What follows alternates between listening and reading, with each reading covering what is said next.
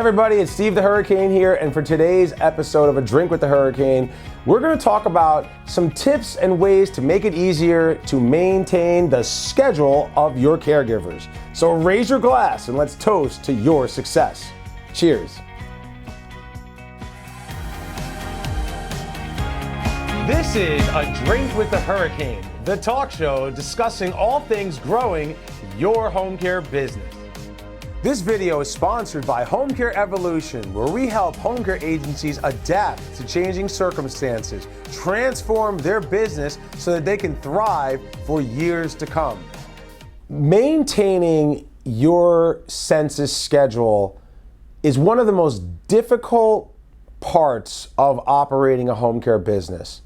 When I have my Elite Academy board meetings and all the members get together from around the country and we sit down and we discuss our operation for 3 days and how to problem solve and best practices and whatnot, scheduling challenges are usually one of the common themes that take place throughout.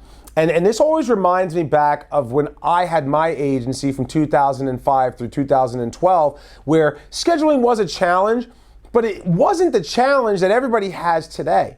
And the reason why it wasn't the challenge that everybody had today is because of the way that we built my business. And this is the reason why I started Home Care Evolution, right?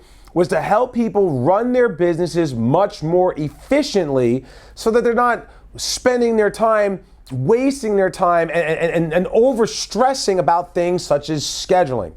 Now, I'm going to tell you right now, you should be able to schedule your week-to-week schedule, about 80% of that client's census. So if I have 100 patients, 80 of them should be able to be scheduled and set for 4 weeks or more in advance. Write that down. Make a note of that. Because if you're not able to do that, then there's something that we're doing operationally wrong, and that's what I'm going to be talking about here today.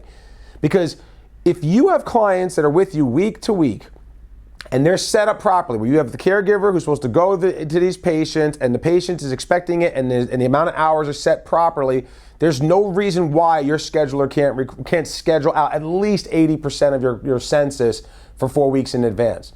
If she's not able to do it, it's either one of two things. Either she's not the right scheduler and she doesn't know what she's doing, or your operation is messed up somehow in that you constantly are returning over caregivers and there's always new caregivers that have to go to your clients.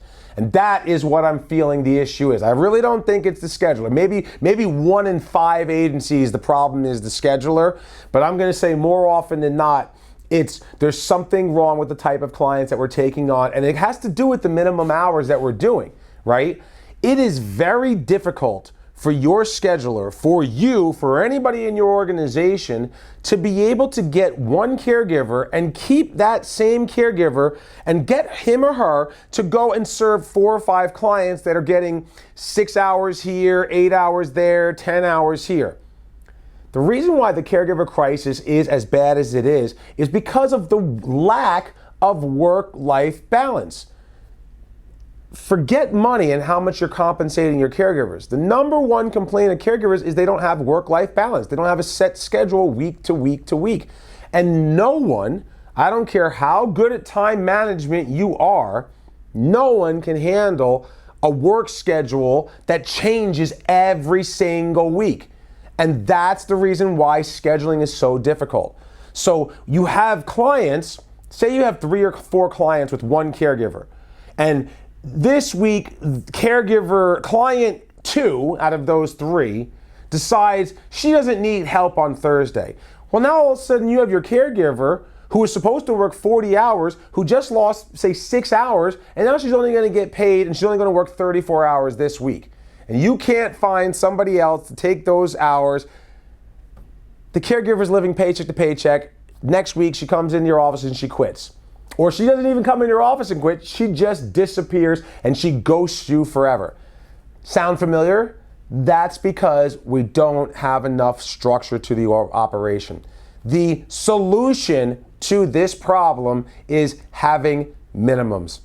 And I say this all the time, but people don't understand why until I go over this point right here.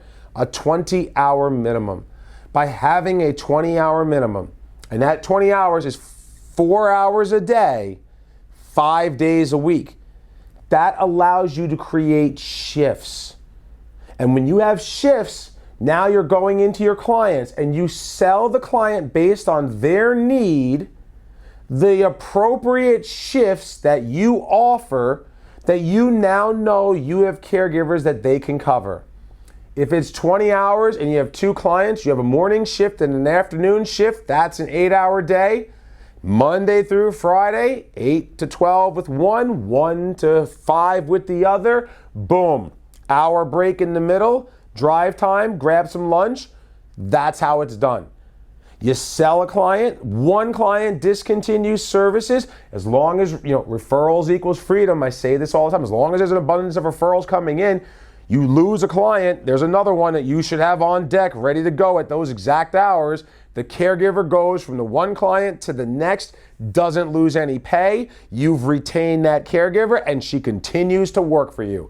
That is how you can make your life easier and be able to set your schedule up at least 80% 4 weeks in advance. And it makes your life that much easier from a scheduling standpoint where your scheduler comes in on Monday and she doesn't have to fill the whole schedule for the week because it's already done.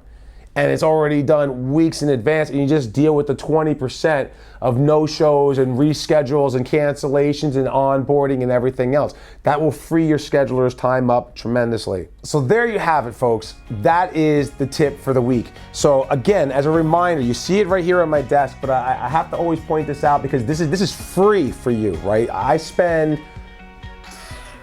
$20,000 a year, $30,000 a year making these magazines for you because I want you to have additional content. You can access these magazines absolutely free on my website, homecareevolution.com/magazine, where we're gonna give you tips, insights from top clients of mine, from other industry experts, authorities such as myself, my coaches, my staff, and other people so that you have the competitive advantage where you can blow away the competition.